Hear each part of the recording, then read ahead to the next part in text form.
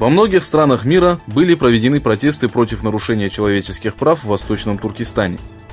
Национальное движение исламского сообщества, центр которого находится в германском городе Кёльн, заявило о том, что будет всячески поддерживать уйгуров.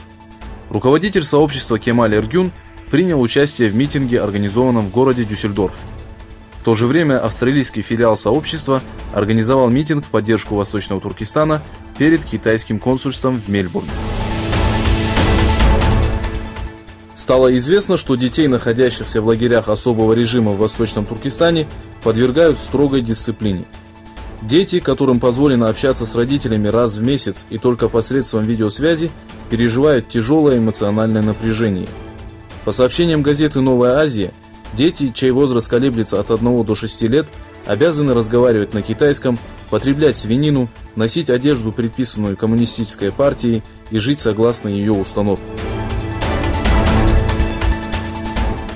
Пресс-секретарь Министерства иностранных дел Китая заявил о разочаровании Пекина отказом США от договора об атомном вооружении среднего диапазона.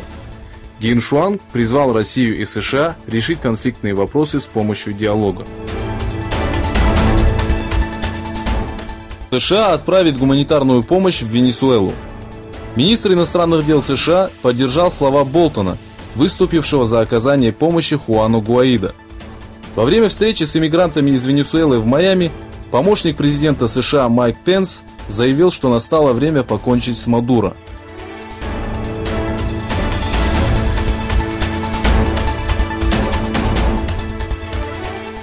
С сегодняшнего дня в Узбекистане отменен визовый режим для 45 стран и упрощен процесс выдачи виз для граждан 76 государств. Это значит, что граждане 45 стран, большую часть из которых составят страны Европы, смогут находиться в Узбекистане без визы в течение 30 дней.